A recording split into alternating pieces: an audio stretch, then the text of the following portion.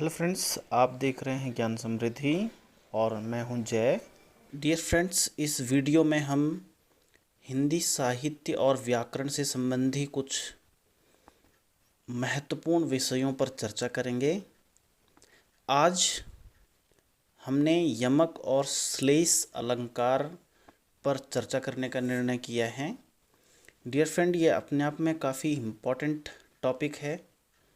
ज़्यादातर स्टूडेंट यमक और श्लेष अलंकार के बीच जो अंतर है उसे नहीं समझ पाते, तो हम कोशिश करेंगे कि आज के इस वीडियो में हम यमक और श्लेष अलंकार के बीच का अंतर और उनकी परिभाषा को अच्छी तरह से समझ पाएं। प्यारे दोस्तों, अगर हमें यमक और श्लेष अलंकार के बीच के अंतर को बहुत अच्छे से समझना हो तो हमें कुछ पूर्व ज्ञान की ज़रूरत पड़ेगी, क्योंकि यमक और श्लेष अलंकार में शब्दों के साथ अर्थ का भी चमत्कार होता है। और डियर फ्रेंड्स, आपको बता दूं कि श्लेष और यमक दोनों ही अलंकारों में अनेकार्थी शब्दों का बहुत महत्वपूर्ण योगदान होता है।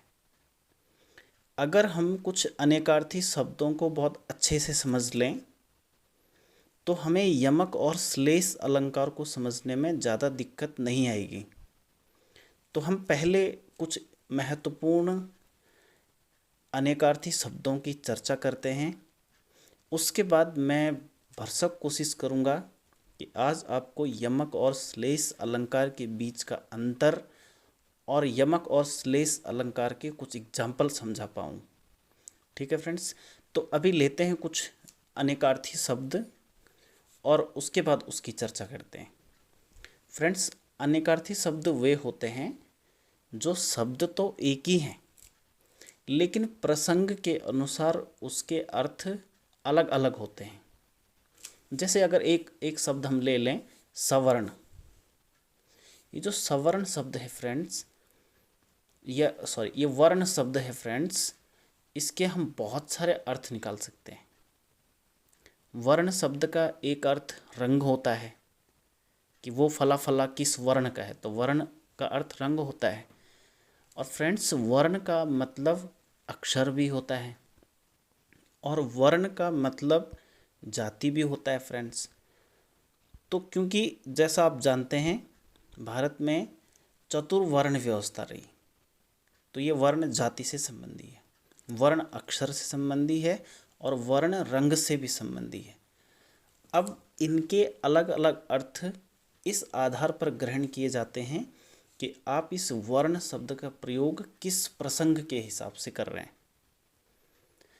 अगर हम वो प्रसंग लें कि भारत में वर्ण व्यवस्था है और 4 वर्ण हैं, तो आप जाति के हिसाब से लेंगे। अगर कोई ये पूछे कि हिंदी में वर्ण कितने हैं, तो आप इसको अक्षर के हिसाब से लेंगे। और अगर आप ये पूछें कि उसका वर्ण कैसा है, तो आप उसको रंग के संदर्भ में लेंगे। तो यही फ्रेंड्स, ये अनेकार्थी शब्द है और अनेकार्थी शब्दों की ये पहचान रहती है। उसी तरह से जैसा आप पानी शब्द को ले लें, तो फ्रेंड्स, पानी शब्द का एक अर्थ होता है प्रतिष्ठा, जिसको आप सम्मान भी कह सकते हैं।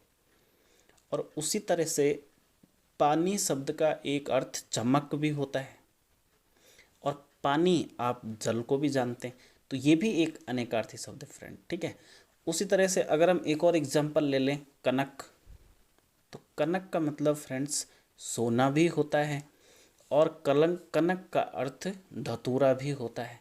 आगे हमें यमक अलंकार में इसकी ज़रूरत पड़ेगी फ्रेंड्स, तो आप इसको अपने पास नोट करके भी रखिए। ठीक है, उसी तरह से अगर हम पीर शब्द को ले लें, तो पीर शब्द का अर्थ संत भी होता है और पीर शब्द का अर्थ पीड़ा भी होता है। अब प्रसंग को देख करके हम ये तय कर सकते हैं कि हमें पीर शब्द के किस अर्थ को ग्रहण करना है। ठीक है फ्रेंड्स, अब उसी तरह से अगर हम एक और एग्जांपल ले लें, तीर, तो फ्रेंड्स, तीर एक शब्द है कि जब आप उसे इस अर्थ में प्रयोग करेंगे कि नदी के तीर, तो मतलब नदी का किनारा, और अगर आप ये कहेंगे कि रावण को तीर लग गया तो आप उसे बाण कहेंगे। तो तीर भी अनेकार्थी शब्द है। एक और एग्जाम्पल अगर लेना चाहें तो फ्रेंड्स, जैसे जड़ शब्द है, जड़ बहुत ही आसान है। जड़ का मतलब जड़ बुद्धि, जिसको हम मूर्ख कहते हैं, ये भी है। और जड़ का मतलब जैसे पेड़ पौधों की जड़, जिसको मूल कह सकते हैं, तो ये भी इसका अर्थ है। अब प्रसंग के हिसाब से आप इसके अर्थ को ग्रहण करते हैं। ठीक है फ्रेंड्स, ये जो सारे अनेकार्थी शब्द हैं, ये यमक और श्लेष अलंकार में बहुत ज़्यादा महत्वपूर्ण रोल अदा करते हैं।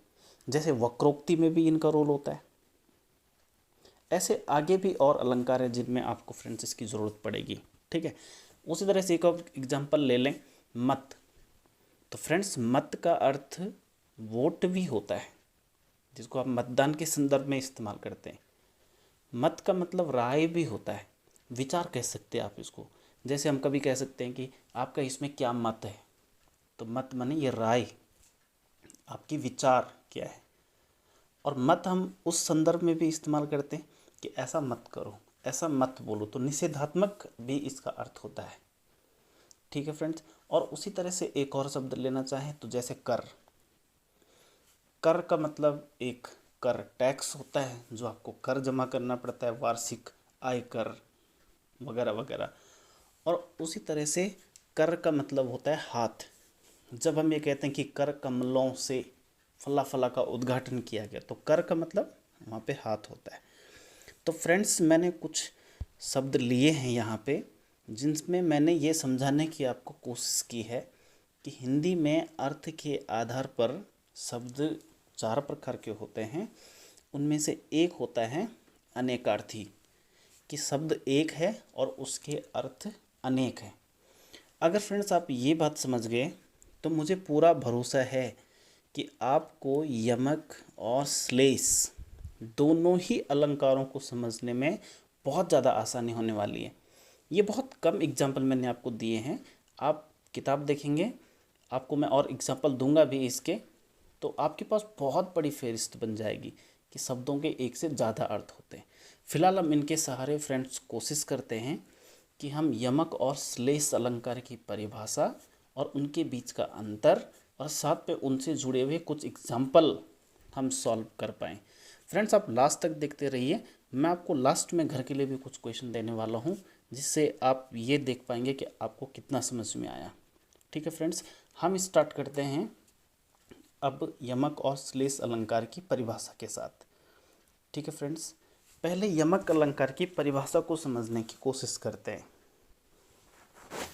देखिए फ्रेंड्स, यमक अलंकार की परिभाषा है कि जब एक ही शब्द 2 बार आए, ये बात बहुत इंपॉर्टेंट है, एक शब्द 2 बार आएगा, लेकिन फ़र्क किस बात का होगा फ्रेंड्स, कि दोनों ही बार उसके अर्थ अलग अलग होंगे।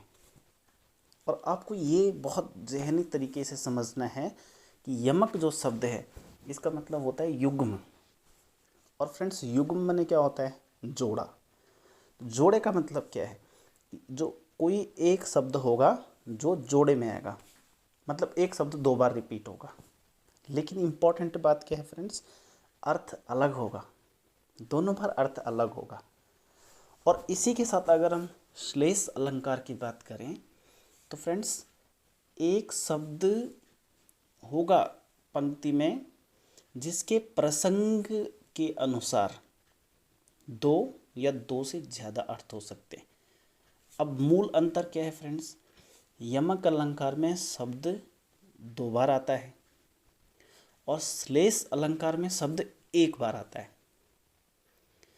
अब यमक अलंकार में शब्द 2 बार आएगा तो उसके 2 अर्थ निकलेंगे फ्रेंड्स, और श्लेष अलंकार में शब्द 1 ही बार आएगा, लेकिन उसके अर्थ 2 या फिर उससे ज़्यादा हो सकते हैं। वो प्रसंग के हिसाब से, कितने प्रसंग हैं उतने अर्थ निकलेंगे। तो फ्रेंड्स, ये बहुत इंपॉर्टेंट फ़र्क है कि यमक अलंकार में शब्द 2 बार आता है, उसके 2 ही अर्थ होते हैं, लेकिन श्लेष अलंकार में शब्द 1 ही बार आएगा, लेकिन उसके अर्थ प्रसंग के अनुसार 2 या उससे ज़्यादा भी हो सकते हैं। ये बहुत इंपॉर्टेंट है। अगर आप इसे समझ गए तो आपको यमक और श्लेष अलंकार के बीच का फ़र्क आराम से समझ आएगा। हम कुछ एग्जाम्पल लेकर के कुछ समझने की कोशिश करते हैं फ्रेंड्स। ठीक है, पहले हम लेते हैं यमक अलंकार का एक उदाहरण। आप इसको बहुत बारीकी से समझने की कोशिश करना, और अगर आपको इसके बाद भी कोई कन्फ्यूजन रहेगा तो आप कमेंट बॉक्स में लिखना, मैं उस पर भी चर्चा करूँगा। ठीक है फ्रेंड्स, और आप अपने पास नोट्स भी बनाते रहिए, मैं आगे भी इसी तरह के टॉपिक्स की चर्चा आपके साथ करता रहूँगा। ठीक है, चलिए हम अभी यमक अलंकार ले लेते हैं और इसका एग्जाम्पल समझते हैं कि क्या है। जैसे हम एक एग्जाम्पल लेते हैं फ्रेंड्स कि काली घटा का घमंड घटा। तो इस एग्जाम्पल में आप क्या समझ रहे हैं? काली घटा लिखा है, आगे घमंड घटा लिखा है। तो यहाँ पे जो ये घटा शब्द है फ्रेंड, ये दो बार आया। पहले काली घटा एक बार आया, घमंड घटा घटा एक बार फिर से आया। फ्रेंड्स, जो ये काली घटा है ना, इसका अर्थ है काले बादल। और जो ये घमंड घटा शब्द आया है, इसका अर्थ है उनकी ऊंचाई या उनका बल कम होना, घट जाना माने कम हो जाना। तो काली घटा में घटा का मतलब क्या है? बादल। घमंड घटा में घटा का अर्थ क्या है? घट जाना, कम हो जाना। तो अब इस पंक्ति का अर्थ क्या होगा? काली घटा का घमंड घटा, मतलब काले बादलों का घमंड कम हो गया। तो घटा शब्द के दो अर्थ हुए, पहले घटा बादल और दूसरे में घटा कम हो जाना। ठीक है फ्रेंड्स, मैं उम्मीद कर रहा हूँ कि आपको ये चीज़ समझ में आ रही है। अगर आपको इसमें से कोई भी बात समझ नहीं आ रही है तो आप कमेंट बॉक्स में लिखिए, मैं कोशिश करूँगा कि आपको वो चीज़ समझा पाऊँ। ठीक है फ्रेंड्स, अब हम ऐसा करते हैं, एक श्लेष अलंकार का एग्जाम्पल भी लेते हैं और फिर दोनों के बीच में कुछ कंपेयर करने की कोशिश करेंगे, तो दोनों की परिभाषा भी क्लियर हो जाएगी और दोनों के उदाहरण और दोनों की पहचान भी हमें बहुत अच्छे से समझ आएगी। ठीक है फ्रेंड्स, तो अभी एक बार श्लेष अलंकार लेते हैं, इसका एक एग्जाम्पल सॉल्व करते हैं और परिभाषा के हिसाब से बैठाने की कोशिश करते हैं। तो क्या लिखा है एग्जाम्पल में? चरण धरत शंका करत, भावत नींद न शोर, सवर्ण को खोजत फिरत, कवि व्यभिचारी चोर। फ्रेंड, यहाँ पे एक बहुत इम्पॉर्टेंट चीज़ है, इस उदाहरण के लास्ट वाली लाइन में, लास्ट वाले हिस्से में क्या लिखा है आपको उसे देखना है एक बार। कवि लिखा है, फिर कॉमा किया है, व्यभिचारी लिखा है, फिर कॉमा किया है, चोर लिखा है, फिर कॉमा किया है। मैं आपको एक इम्पॉर्टेंट चीज़ यहाँ पे बताना चाह रहा हूँ कि फ्रेंड, कवि, व्यभिचारी और चोर, इन तीनों में कोई समानता ढूंढी है और उसके लिए उन्होंने एक महत्वपूर्ण शब्द यहाँ इस्तेमाल किया है, वो है सवर्ण।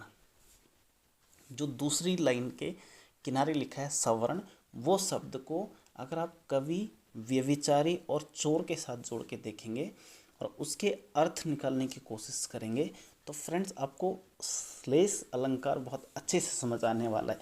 इसी एग्जाम्पल से देखिए, हम कोशिश करते हैं कि जो ये सवर्ण शब्द है, इसके कवि, व्यभिचारी और चोर, इन तीनों के संदर्भ में अलग अलग अर्थ निकालने की।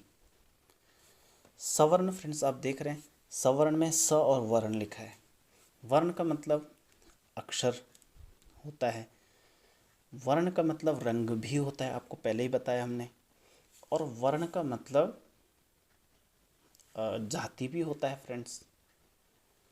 तो अब वर्ण का अगर कवि के संदर्भ में बात करें और पहली वाली लाइन का अर्थ निकालें कवि के संदर्भ में कि चरण धरत। आप जानते हैं फ्रेंड्स, जो कवि है वो काव्य की जब रचना करता है तो उसमें वो छंद बनाता है, और आप जानते हैं कि छंदों के चरण होते हैं, उनमें निश्चित मात्राएं होती हैं। तो कवि के संदर्भ में अगर हम वर्णों की बात करें तो कवि क्या करता है? चरण धरत, चरण लिखता है, जो वो छंद लिख रहा है वो उसके चरण रखता है। और शंका करत, शंका करत का मतलब है कि कवि हमेशा ये शंका करता है कि कहीं उसके चरण गलत न पड़ जाएं, उसके चरणों में मात्राएं गलत न पड़ जाएं। और कवि को कैसा वातावरण चाहिए? शांत, बिना शोर वाला। तो आगे क्या लिखा है, भावत नींद न शोर। कवि को न रात को नींद आती है और न उसे शोर पसंद है, क्योंकि काव्य रचना अपने आप में शांत वातावरण में करने वाला कर्म है। और उसी तरह से कवि सवर्ण को खोजत फिरत, कवि हमेशा सुंदर वर्णों को, सुंदर अक्षरों को खोजता फिरता है। ठीक है फ्रेंड्स, तो कवि के संदर्भ में सवर्ण का अर्थ क्या है, अच्छे अक्षर ढूंढना। उसी तरह से व्यभिचारी, व्यभिचारी को आप एक वैसी औरत कह सकते हैं जो अच्छे रंग को ढूंढते फिरती है। फ्रेंड्स, व्यभिचारी का मतलब आप जानते होंगे, अगर आप नहीं जानते हैं तो आप डिक्शनरी में जाके उसका पता कीजिए कि चरण धरत वो रात को किसी के घर जाती है, डर डर के जाती है, शंका करके जाती है, और उसे ना रात में नींद आती है और ना ही उसे शोर पसंद है। तो वो सवर्ण को ढूंढते फिरती है, मतलब अच्छे रंग को ढूंढते फिरती है। इसका कुछ इस तरह का अर्थ आप लीजिए, हम इसकी अलग से चर्चा करेंगे। ठीक है फ्रेंड्स, अब अगर हम तीसरा शब्द ले लें चोर, और उसके संदर्भ में सवर्ण का अर्थ लेते हुए पूरा एकदम पूरा शुरू से लेके अर्थ लगाएं, तो आपको ये समझ आएगा कि चोर चरण धरत, चोर रात को जाएगा तो चुपके पैर रखेगा। शंका करत, डर डर के जाएगा। भावत नींद न शोर, चोर रात को ना सोएगा, ना ही हल्ला करेगा, चुपके जाएगा। इस तरह से वो सवर्ण को खोजता फिरता है। तो वो सवर्ण को क्या खोजता होगा फ्रेंड, अगर चोर की बात करें, वो अच्छे अक्षर ढूंढता होगा? नहीं। वो अच्छा रंग ढूंढता होगा? नहीं। तो अगर चोर की बात करें तो वो लोगों के घरों में चुराने के लिए सोना ढूंढता होगा। तो सवर्ण का यहाँ पे क्या अर्थ निकलेगा? सोना। तो फ्रेंड, आपको अब ये शायद आपको समझ आया होगा कि अगर कवि की बात करें तो चरण रखेगा मैंने छंद के चरण रखेगा, शंका करेगा मैंने ये सोचेगा कि मेरे चरणों में मात्राएं गलत ना हो। भावत नींदन शोर मैंने वो बहुत चिंता करेगा अपने काव्य रचना को अच्छा बनाने के लिए, और उस तरह से सवर्ण खोजेगा, अच्छे अक्षर खोजेगा फ्रेंड्स। ठीक है, और अगर हम बात करें व्यभिचारी महिला की, तो वो क्या करेगी, चरण रखेगी वो भी जाएगी, शंका करेगी इधर उधर देखेगी, नींद नहीं आएगी उसे, शोर भी उसे पसंद नहीं है, और सवर्ण को खोजेगी, मतलब अच्छे रंग को खोजेगी। और उसी तरह से चोर की अगर बात करें तो चोर चुपके पैर रखेगा, डर डर के पैर रखेगा, उसे नींद नहीं आएगी, उसे भी शोर पसंद नहीं होगा, और उस तरह से वो सवर्ण को खोजता फिरेगा। सवर्ण माने सोने को खोजता फिरेगा। तो फ्रेंड, अब आपको ये क्लियर हो जाना चाहिए कि हमने कवि के संदर्भ में सवर्ण का अर्थ अच्छे अक्षर निकाला था, व्यभिचारी के संदर्भ में अच्छा रंग निकाला था, और चोर के संदर्भ में हमने सोना निकाला था। तो ये श्लेष अलंकार का लक्षण है फ्रेंड्स। ठीक है, हम आगे कुछ एग्जाम्पल और देखने की कोशिश करते हैं। ठीक है, एक एग्जाम्पल और लेते हैं। रहीमन पानी राखिए, बिन पानी सब सून, पानी गए न उभरे, मोती कौमा मानुस कौमा चून। ठीक है फ्रेंड्स, यहाँ पे फ्रेंड्स पानी शब्द ने कमाल किया है, क्योंकि पानी शब्द के 3 अर्थ होते हैं। पानी का मतलब चमक भी होता है, पानी का मतलब प्रतिष्ठा भी होता है, और पानी का मतलब जल भी होता है फ्रेंड्स। ठीक है, अब क्योंकि रहीमदास जी कह रहे हैं कि पानी रखिए, बिना पानी के सब सूना है, पानी गए न उबरे, मोती के अर्थ में अगर आप लेंगे तो इसका मतलब चमक होगा। रहीमदास जी कह रहे हैं कि मोती को चमक रखनी चाहिए, बिना चमक के मोती का कोई महत्व नहीं है। और मानुष के अर्थ में अगर लेंगे, मनुष्य के अर्थ में, तो रहीमदास जी कह रहे हैं कि मनुष्य की प्रतिष्ठा होनी चाहिए, कोई नाम पहचान और उसका कोई महत्व होना चाहिए। और उसी तरह से चून का मतलब होता है जल। तो रहीमदास जी कह रहे हैं कि जल को संभालिए, बिना जल के जीवन संभव नहीं है। तो फ्रेंड, ये श्लेष अलंकार है। ठीक है, एक एग्जाम्पल और लेते हैं। लिखा है सजना के लिए। तो फ्रेंड्स, यहाँ पे सजना और सजना शब्द 2 बार आया, और फ्रेंड इसका अर्थ अगर आप लगाएंगे तो इसका मतलब हो रहा है कि सजना है, यानी तैयार होना है अपनी सजना के लिए, मतलब नायिका के लिए। तो फ्रेंड्स पहले वाले सजना का अर्थ क्या है? श्रृंगार करना। और दूसरे वाले सजना का अर्थ क्या है?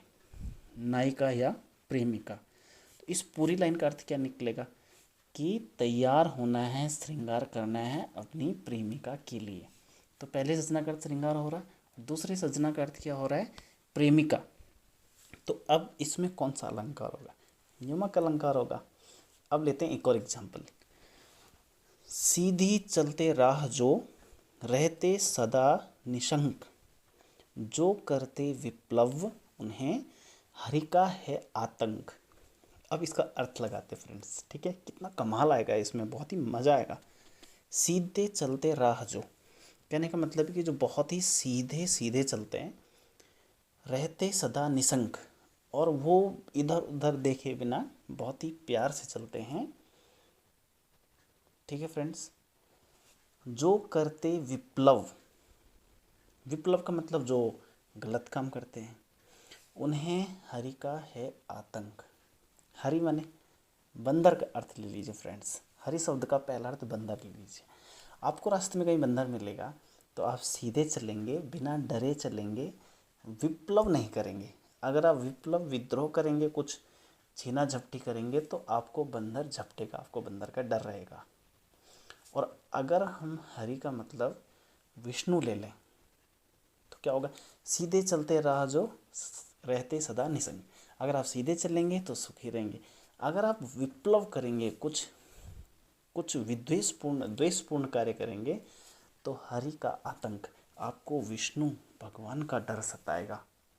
तो फ्रेंड कौन सा अलंकार होगा इसमें बताइए? श्लेष अलंकार होगा, क्योंकि हरि शब्द के दो अर्थ निकले, बंदर भी और विष्णु भी। ठीक है फ्रेंड्स, एक और एग्जांपल लेते हैं। 3 बेर खाती थी वो 3 बेर खाती है। कितना इंटरेस्टिंग और कितना मज़ेदार है फ्रेंड्स। 3 बेर खाती थी वो 3 बेर खाती है। देखिए बेर जो शब्द है फ्रेंड्स, इसके दो अर्थ हैं। बेर एक फल होता है और बेर माने समय भी होता है, ठीक है? तो 3 बेर खाती थी मतलब पहले वो 3 बेर मतलब 3 फल खाती थी, अब वो 3 बेर खाती है मतलब 3 बार खाती है। तो पहले वाले बेर का अर्थ क्या है? फल। दूसरे वाले बेर का अर्थ क्या है? बार, टाइम। 3 बार खाती है। तो कौन सा अलंकार होगा फ्रेंड्स? यमक अलंकार होगा। ठीक है, तो आपने डेफिनेशन भी समझी है, श्लेष और यमक के बीच का अंतर भी समझा है, और कुछ एग्जाम्पल भी हमने उसके सॉल्व कर लिए। अब फ्रेंड्स अगर आपको अभी तक नहीं समझ आया तो एक बार बैक जाके आप वीडियो देखिए, पॉज करके आप अपने पास नोट्स बनाइए और समझने की कोशिश कीजिए। अगर नहीं समझ आता तो फिर आप कमेंट बॉक्स में लिखिए, मैं कोई और कोशिश करके आपको बताऊंगा। ठीक है, अब मैं कुछ एग्जाम्पल आपको घर के लिए दे रहा हूँ। आप अपनी हिम्मत के बल पर, अपने नॉलेज के बल पर, अपनी समझ के बल पर इनमें कौन सा अलंकार है आप बताने की कोशिश कीजिएगा। ठीक है, क्या है? जे रहीम गति दीप की, कुल कपूत गति होई, बड़े उजियारो करे, बड़े अंधेरो होई। एक तो ये है फ्रेंड्स। दूसरा है जेते तुम तारे, तेते नभ में ना तारे। इसमें भी आपने अलंकार बताना है। ठीक है फ्रेंड्स, तो आप कमेंट बॉक्स में बताइए। और फ्रेंड्स अपना प्यार और अपना जो आपको पसंद आया है उसको आप इस चैनल को सब्सक्राइब और शेयर करके आप हमें दीजिए। Thank you. अपना बहुत ख्याल रखिए।